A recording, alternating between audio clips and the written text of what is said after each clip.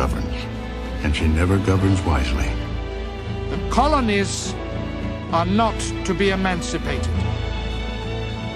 All men are created equal, victory or death.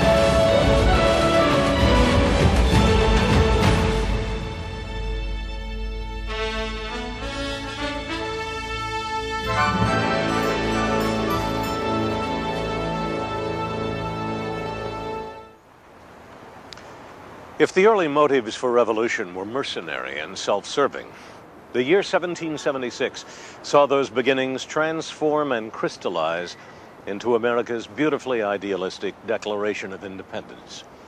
But that year would also see the Americans plunged into a war of desperation, as Britain unleashed on her colonies the full measure of her military might.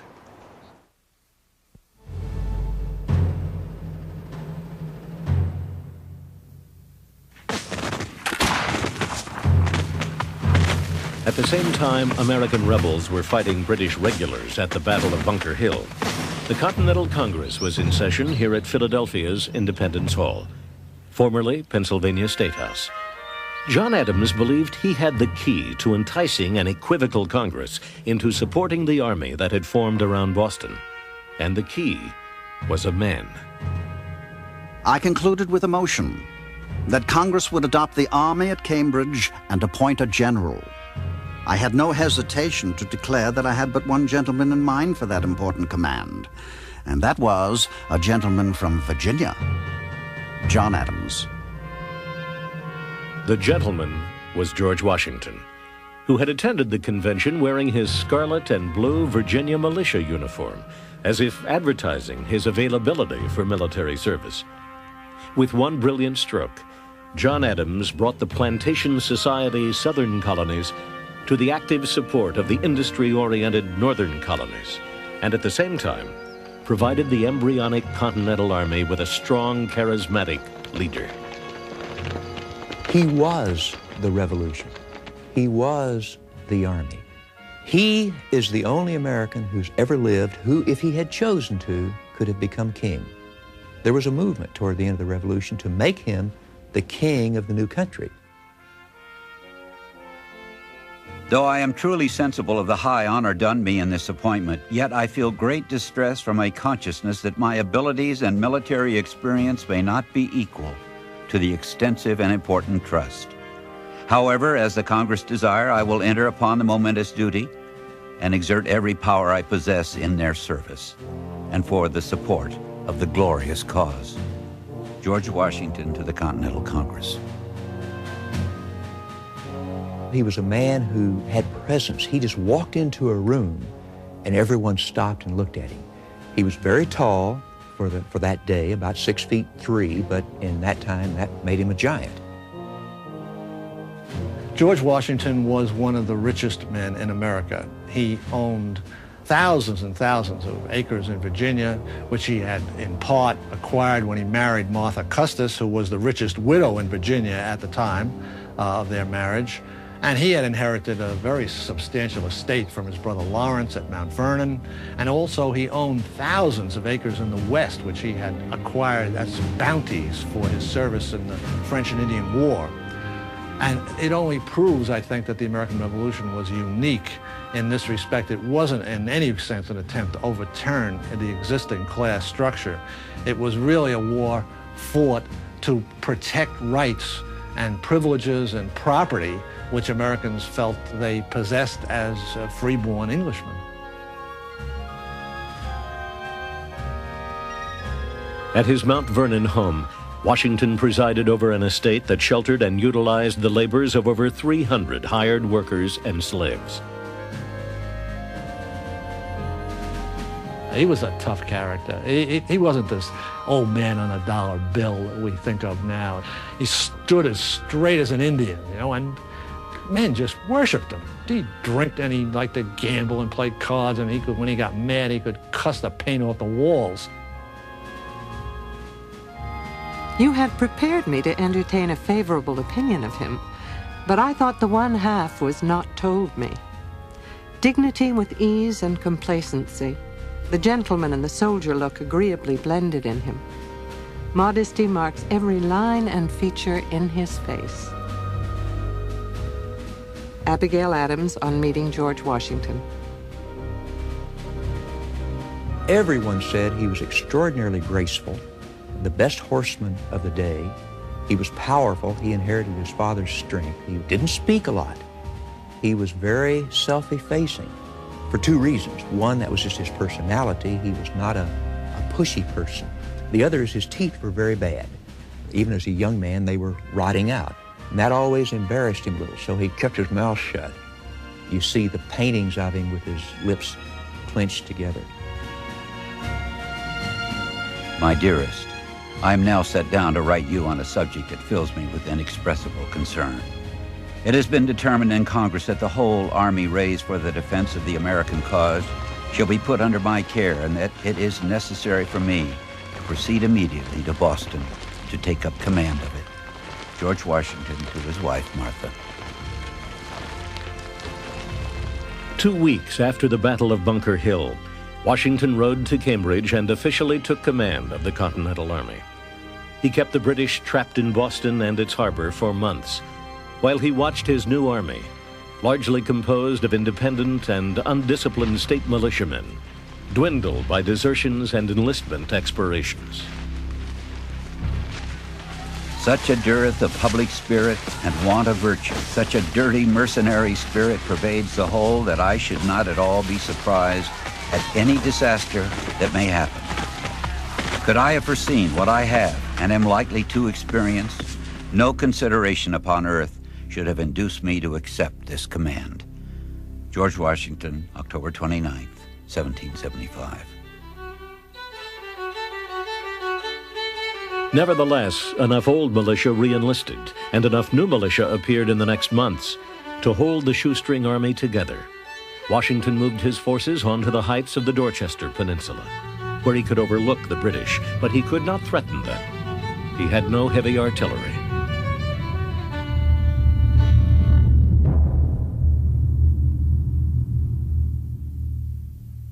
You can't begin to imagine the first 3 years of the war, 1775, 76, 77, without thinking of the two great heroes, the two men who between them kept that war alive, George Washington and Benedict Arnold.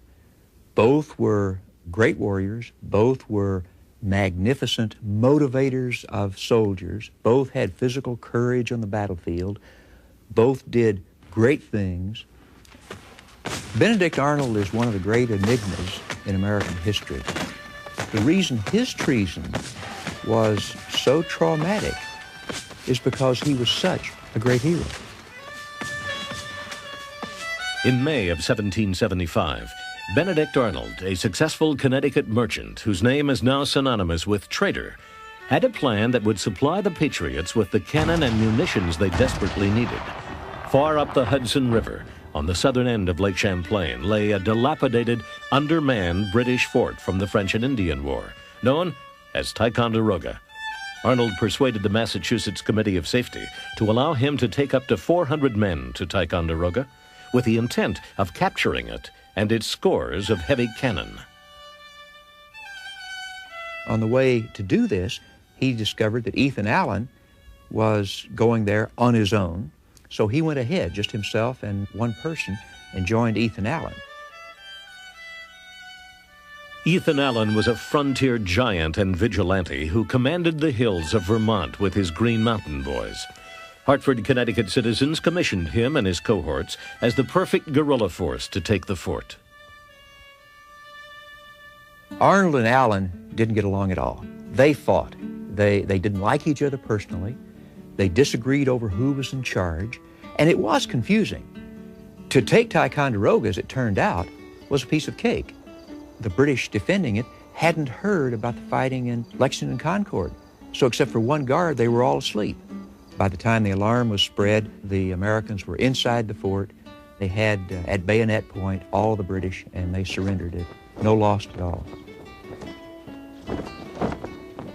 The fort was now in American hands, but the transport of the cannon to Boston would require the vision and perseverance of a 280-pound Boston bookseller, Henry Knox. Although he had gained his knowledge of weapons entirely from books, Washington was enough impressed with his mind to make him commander of artillery. I have made 42 exceeding strong sleds and have provided 80 yokes of oxen to draw them. I hope in 16 or 17 days' time to present your excellency a noble train of artillery. Henry Knox to Washington. In a legendary feat, the fat bookseller dragged more than 50 cannon through wintry New England mountains to their destination in Boston. Now Washington had his big guns. Once Washington got his hands on these cannon from Fort Ticonderoga, he was ready to act. And in the dark of the night, he emplaced a substantial number of them on the Dorchester Peninsula. And the British awoke one morning and they stared up, and here were these guns ready to fire right down their throats. The rebels have done more in one night than my whole army could do in months. General William Howe, upon viewing Dorchester Heights. In mid-March 1776, less than 2 weeks after the guns of Ticonderoga appeared atop Dorchester Heights, the British set sail for Halifax, Nova Scotia, taking 1,000 Boston Loyalists with them. And the Americans then celebrated this as a stupendous victory, which it wasn't. It was a completely illusory victory. They didn't kill a single British soldier. They did get Boston back, but the whole British army had gotten away to fight another day, and they did indeed come back and fight another day as a great, great big British army.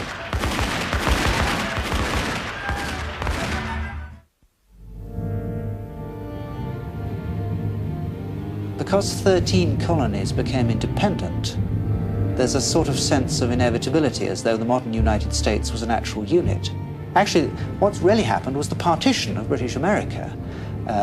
The rebels expected that their future state would include not merely the 13 colonies, but also Canada, Newfoundland, Labrador, and the West Indies. With the allegiance of 13 colonies, the rebels decided in late 1775 to try for a 14th, Canada, the frozen giant to the north.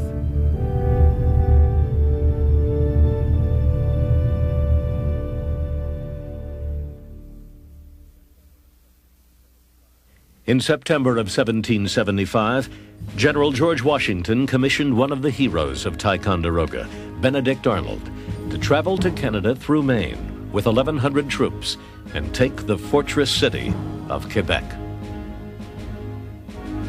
You are entrusted with the command of the utmost consequence to the liberties of America. Upon your conduct and courage, and that of the officers and soldiers detached on this expedition, not only the success of the present enterprise and your own honor, but the safety and welfare of the whole continent may depend. George Washington. Arnold would be part of a two-pronged attack. General Philip Schuyler and General Richard Montgomery would lead a force of 1,200 men from Fort Ticonderoga to Montreal, then push down the St. Lawrence to meet Arnold at Quebec. Though Montgomery's approach would prove to be difficult and dangerous, Arnold's march through the Maine wilderness would be epic.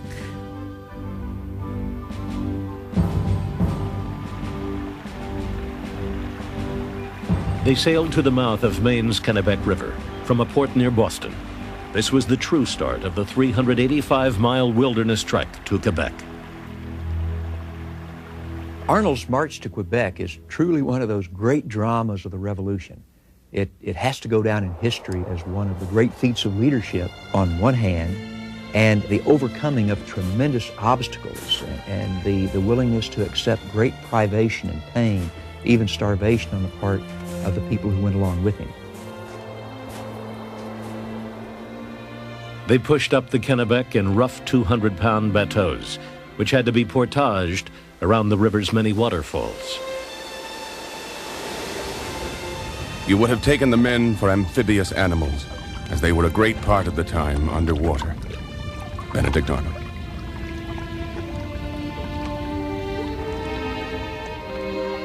Breaking trail for Arnold was Daniel Morgan, portrayed here as an old man. At the time of the trek, he was in fact a 39-year-old, tough, wily frontier giant who had lost all the teeth on one side of his mouth when an Indian bullet passed through his neck 17 years earlier.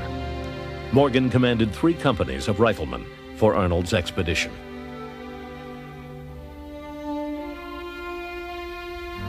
By the end of October, the northern winter was upon them, and their supplies had run out.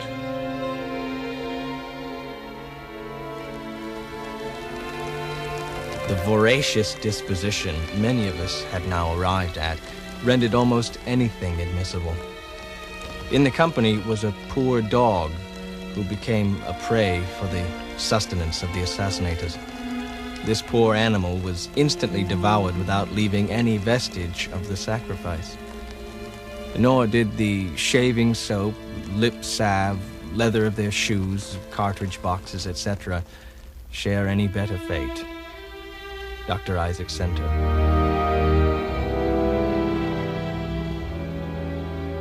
Half of them or more didn't make it.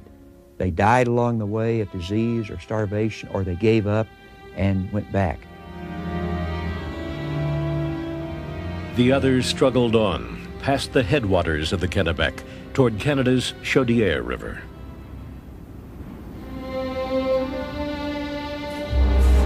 They wade through the mire to the foot of the next steep and gaze up at its summit, contemplating what they must suffer before they reach it.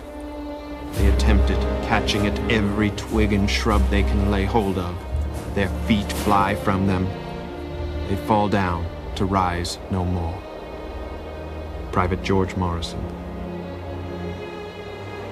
But for Arnold's own personal leadership and his own endurance, they may not have made it.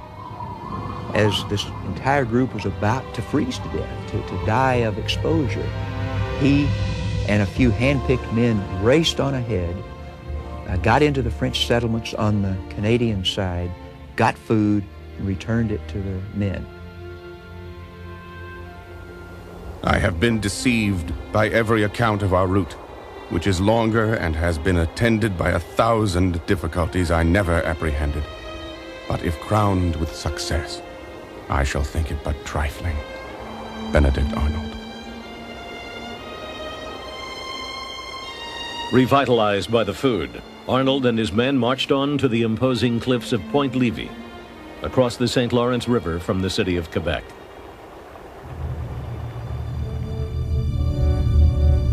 Canada really was a river, the St. Lawrence, and 2 cities, Montreal and Quebec.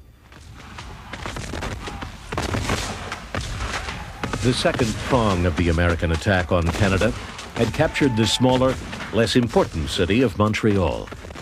Ironically, this feat may have prevented Arnold from taking Quebec, the key to Canada.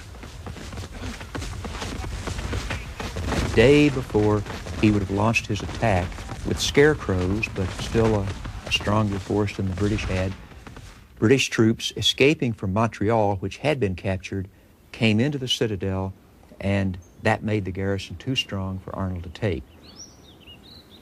That was the point at which the fate of modern Canada was settled. If the Americans had captured Quebec, it's most unlikely they would ever have been dislodged. Arnold bided his time. The second prong, now under Montgomery, reached Quebec 3 weeks later. The two commanders decided to wait for a blizzard and launch a sneak attack on the fortressed city at night.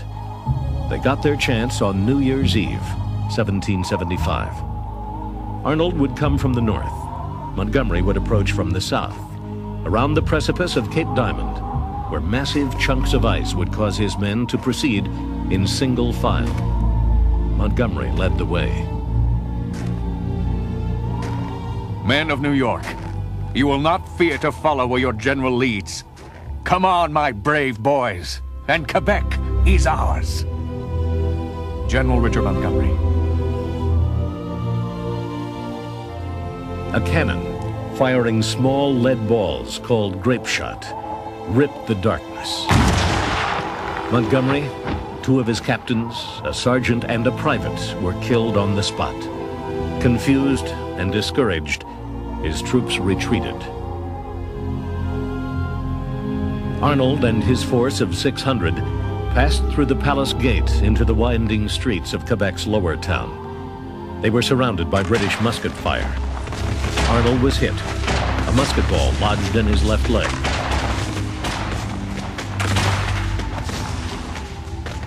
The loss of blood rendered me very weak. As soon as the main body came up, I returned to the hospital. Near a mile, on foot, being obliged to draw one leg after me, and a great part of the way under the constant fire of the enemy. Benedict Arnold.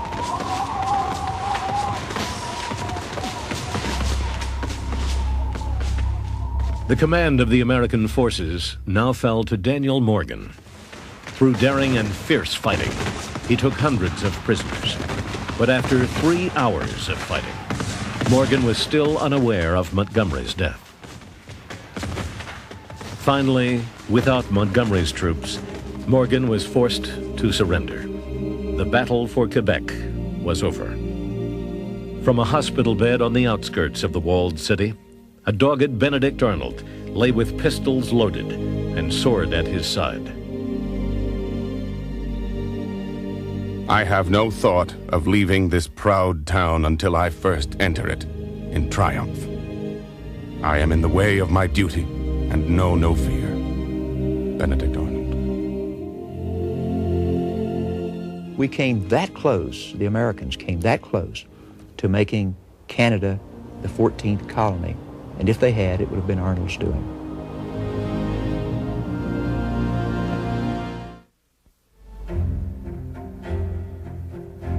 Upon his return to Philadelphia from England in May of 1775, Benjamin Franklin found the signs of war all about him. He devoted himself to the work of the Patriot cause. Benjamin Franklin was a very unlikely revolutionary.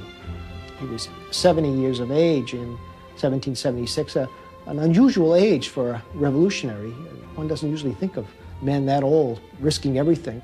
We already had an international reputation, which none of the other revolutionaries had, and everything to lose, and what could he have gained? But he throws himself into it with the passion, his anger at the British government for humiliating him in 1774 led him to his patriot enthusiasm. At the same time, the rift between the old revolutionary and his loyalist son, William, continued to deepen. Franklin and his son, the governor, spent a whole night discussing the prospects of the revolution and emptying many bottles of Madeira in the process. It was Franklin's favorite drink. Franklin could not change his son's loyalty to England.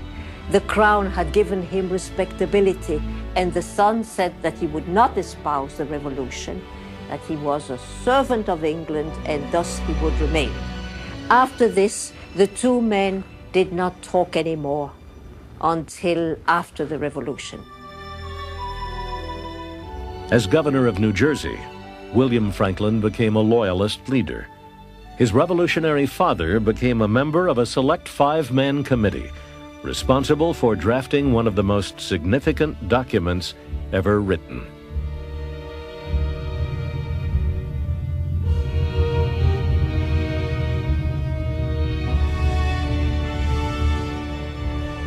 The Declaration of Independence is, without doubt, the most important document in the Revolution and perhaps in American history, because it sets forth the ideals under which the United States lives. It's the one thing that holds us together, the belief in that all men are created equal. Now, of course, all persons are created equal, and that all of us have certain inalienable rights. Those ideals, those aspirations, are the adhesive that hold us as a diverse people. Many of the rebel leaders were reluctant to declare independence. In July of 1775, the American Congress even sent a conciliatory proposal directly to George III. John Adams dubbed it the Olive Branch Petition, but the English king refused to receive it and instead sent to America a belligerent proclamation. Whereas many of our subjects in diverse parts of our colonies and plantations in North America, misled by dangerous and ill-designing men, and forgetting the allegiance which they owe to the power that has protected and supported them, have at length proceeded to open and avow rebellion. We do accordingly strictly charge and command our officers, and all others our obedient and loyal subjects, to use their utmost endeavors to withstand and suppress such rebellion. George III, August the 23rd, 1775.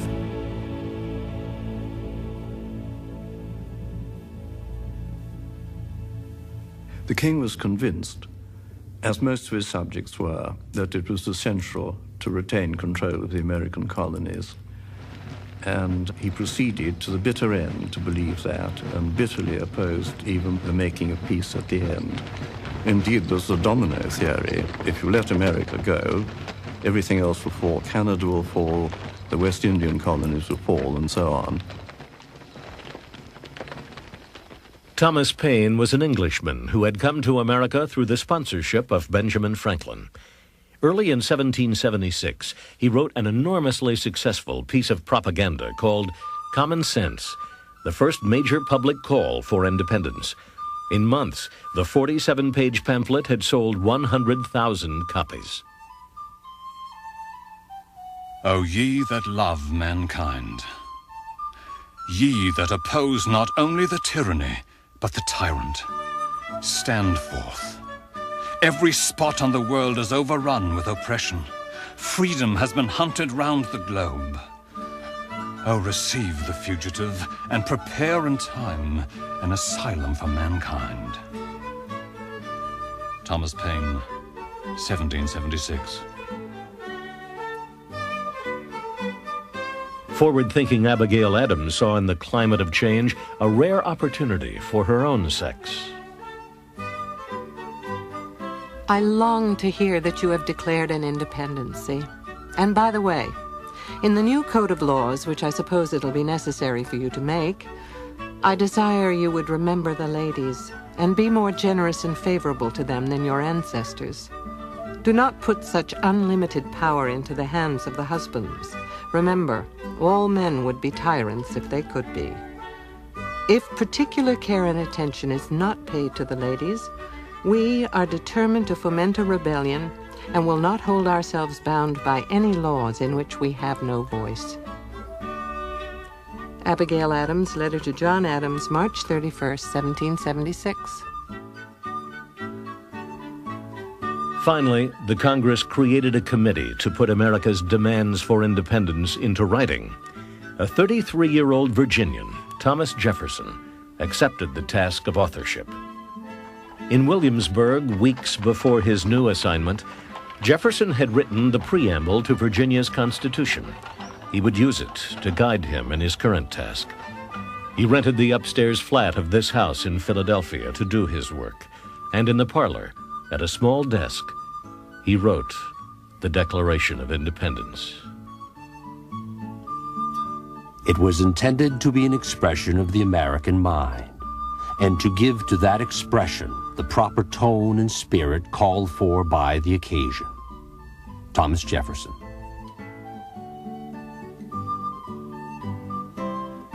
Jefferson believed Franklin should have written the Declaration, but the world-wise old diplomat shied away from such things. I have made it a rule, whenever in my power, to avoid becoming the draftsman of papers to be reviewed by a public body. Benjamin Franklin.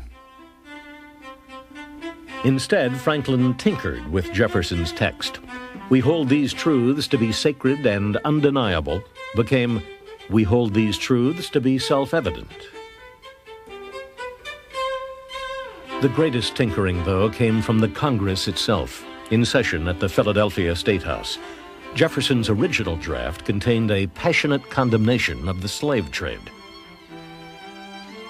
Jefferson was a slaveholder who hated slavery. He wanted to abolish it. He moved at various times in the state legislature of Virginia, in the Continental Congress, to try to make inroads against this institution. But of course, he himself was always a slaveholder and was never able to free more than a half dozen or so of his own slaves, which numbered at one point around 200. So that inconsistency gnawed at him throughout his whole life. Jefferson's declaration was approved on July 4th, 1776, only after the condemnation of the slave trade was deleted. How is it that we hear the loudest yelps for liberty among the drivers of Negroes? Samuel Johnson, English writer. For Benjamin Franklin, the day of independence was bitter with personal loss. On July 4, 1776, troops came in and led William Franklin away from his governor's mansion and took him to jail to Litchfield, Connecticut, where he stayed for about 2 years. Franklin did absolutely nothing to help his son. He did not interfere. He did not say a word. He let it happen. Although he believed the Declaration would be adopted 2 days earlier, John Adams was uncannily prophetic about its reception. The second day of July, 1776, will be the most memorable epocha in the history of America. I am apt to believe that it will be celebrated by succeeding generations as the great anniversary festival. It ought to be commemorated as the day of deliverance by solemn acts of devotion to God Almighty. It ought to be solemnized with pomp and parade, with shows, games, sports, guns, bells, bonfires, and illuminations, from one end of the continent to the other, from this time forward, forevermore. John Adams.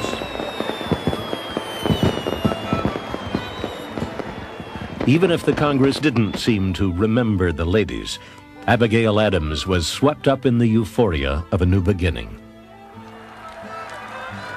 The bells rang, the cannon were discharged, and every face appeared joyful. After dinner, the king's arms were taken down from the State House, and every vestige of him from every place, and burned. Thus ends royal authority in this state, and all the people shall say, Amen. Abigail Adams, on a reading of the Declaration at the State House in Boston. On July 9th, Washington had the Declaration read to his troops. He and his men now had an actual League of States to defend. Also on July 9th, in New York, the Sons of Liberty toppled the lead statue of George III. They melted it down and cast 42,000 Patriot bullets. I am well aware of the toil and blood and treasure that it will cost us to maintain this declaration and support and defend these states. Yet through all the gloom, I can see the rays of ravishing light and glory. I can see that the end is more than worth all the means, and that posterity will triumph in that day's transaction. John Adams.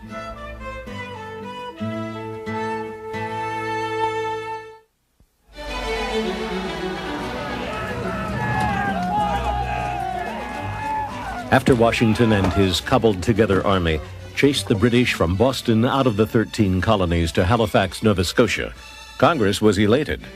The self-appointed legislators saw the British as easily defeated foes. They were wrong. The British were not kidding around anymore. They were raising men. They were raising millions of dollars. They were floating ships out of dry docks where they'd been sitting since the 7 Years' War, and they were getting ready for an immense effort.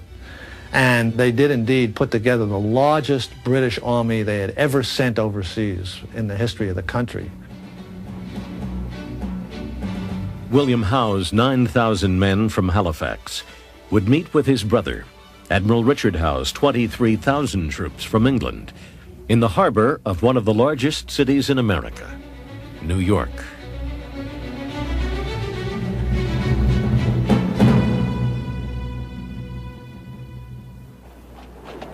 New York of 1776 was a city of 25,000 people. The city itself was a very busy seaport and a very prosperous city. It was almost all on the lower end of Manhattan Island. New York was really the key to the continent. It had this magnificent harbor that was ice-free almost the whole winter. Anybody who had New York was in a very good position to win the war, and the British could see that. So could Washington. Anticipating Howe's move, Washington marched the Boston Army to New York to join forces already there. By mid-year, he stood ready to meet any British advance with 23,000 men, almost two-thirds of them untrained state militia. The battles around New York really were a series of disasters for the Americans. It was just one defeat after another, retreat after another. And of course the militia proved to be totally undependable, and not only they wouldn't fight, but they went home in droves by the thousands. These guys just didn't feel the slightest need to stay. Nobody was going to shoot them or court-martial them or anything. They just picked up their guns and went home. When we see Washington in New York, we see him reaping the bitter fruits of the lies that the Americans told about Lexington and Concord. The idea that the simple farmers could leap from their fields and defeat these British regulars had more or less blocked Washington's proposal to the Continental Congress that he raise an army of 40,000 men for the duration of the war. No, no, no, the Continental Congress said to Washington. You can't have a big regular army. All you need is a relatively small regular army, and they can only serve for 1 year, because that's all a virtuous American can be expected to sign away his liberty for. Among those short-term recruits was lanky 15-year-old Joseph Plum Martin from Milford, Connecticut. But his 6-month enlistment would turn into 6 years, and he would see action in many of the major battles of the war. I have here an 1830 first printing of Joseph Plum Martin's book, which he called A Narrative of Some of the Adventures, Dangers, and Sufferings of a Revolutionary Soldier, written by himself. Martin, when he wrote the book, was a 70-year-old veteran of the whole of the Revolution. He is incredibly accurate. He's given us the only complete autobiography of a Continental soldier. Martin first snuffed a little gunpowder, as he phrased it, at the Battle of Long Island, when the British finally attacked and routed the Americans at Brooklyn Heights.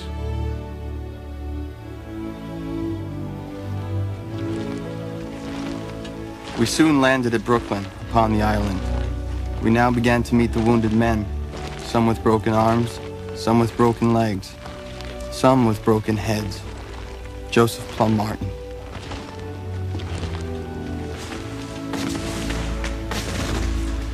With Joseph Plum Martin's first battle also came his first taste of defeat.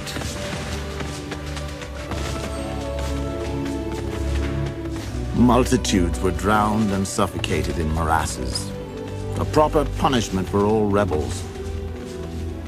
The island is ours, and we shall soon take New York, for the rebels dare not look us in the face. I expect the affair will be over this campaign, and we shall all return covered with American laurels, and have the cream of American lands allotted us for our services. A British officer after the Battle of Long Island.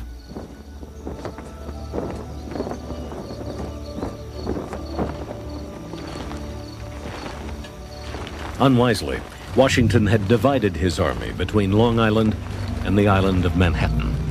With the British fleet in control of the harbor, nearly 10,000 of his troops now found themselves trapped on Long Island. The revolution survived when they made their escape thanks to the seafaring skill of John Glover and his Marbleheaders. Washington got them all down in boats run by a group of his soldiers who were from Marblehead, Massachusetts, who understood water and sea and shipping, and under cover of darkness got his entire army from Brooklyn back across to Manhattan. When the British woke up the next morning, they looked out and the American lines were empty. That was the loss of the first and greatest opportunity to destroy Washington and his army. Overpowered on the land and on the water, the Americans tried a secret weapon, David Bushnell's Turtle, the world's first submarine. It could submerge for a half hour, and Benjamin Franklin gave Bushnell the idea to illuminate the dials down in the darkness under the water with foxfire. So the guy had a compass down there and he had a general idea of where he was going. With a detachable time bomb at the tip of the submarine, Bushnell's pilot set out to destroy the British fleet. However, the attack was a complete failure, and a second attempt was never made.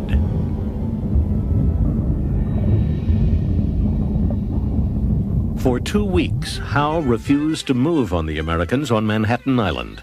Instead, he conducted peace talks at this home on Staten Island with Continental Congress representatives Benjamin Franklin and John Adams. During the peace conference, Franklin and John Adams shared a room. And it turned out that Franklin, who was a great fan of fresh air, wanted the window open, and Adams wanted the window closed. And they debated this for a long time. And Adams said that while Franklin was explaining to him the virtues of fresh air, he fell asleep. On Staten Island, Adams and Franklin were no better making peace with the British than they were making peace with each other. The talks broke down, and Howe moved again against Washington's army. This time, his troops came ashore at Kip's Bay on Manhattan. The Connecticut militia saw this armada of ships coming towards them, and as they got out of the boats with their bayonets ready, they just took off. They ran right by Washington at 42nd Street, and he couldn't believe his eyes. And he threw his hat on the ground, and he said, "Are these the men I'm supposed to defend America with?" Routed at Kip's Bay, Washington's army made their next stand in the naturally defensive terrain of Harlem Heights on northern Manhattan Island. When the British sighted the Americans, they sounded the call used by successful fox hunters. This humiliation may have prompted the Americans into their most successful engagement in New York, a draw.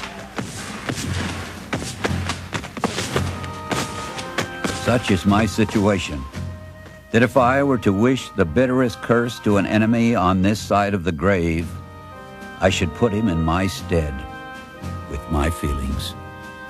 George Washington.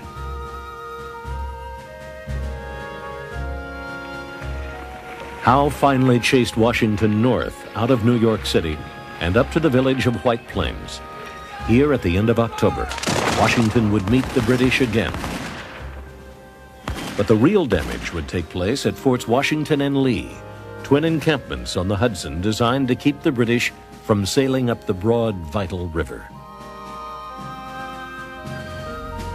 While he's up in White Plains, Howe draws almost all his army back to Fort Washington. and he executes this absolute masterpiece of an assault on Fort Washington. They bombarded it from all sides, and they just, in a half hour, they utterly and totally demolished the American defenses, and the whole 3,000 men and all these precious cannon, over 100 cannon, surrendered. 4 days later, General Charles Cornwallis, with 4,000 men in flatboats, attacked Fort Lee, high up on the Hudson Palisades. The Americans escaped this time, but the fort and all of its stores fell into British hands. No man, I believe, ever had a greater choice of difficulties and less means to extricate himself from them. George Washington. By the end of 1776, New York, its harbor, and the vital Hudson River belonged to the British. With Washington's army shriveled to a few thousand men, American hopes were never fainter. In December, common sense author Thomas Paine wrote another brilliant piece of propaganda entitled The American Crisis. These are the times that try men's souls. The summer patriot will, in this crisis, shrink from the service of his country. But he that stands it now deserves the thanks of man and woman. Tyranny, like hell, is not easily conquered. Yet we have this consolation with us, that the harder the conflict, the more glorious the triumph. Thomas Paine.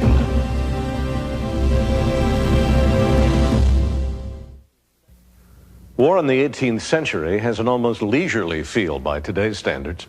The fighting stopped entirely for winters in cold climates. So on December 14th, General William Howe called for an end to his 1776 campaign and prepared for an enjoyable winter in captured New York City, just 100 miles from the rebel capital here in Philadelphia. In striking contrast, a desperate George Washington took his threadbare army into the rugged New Jersey and Pennsylvania countryside to wait and to survive.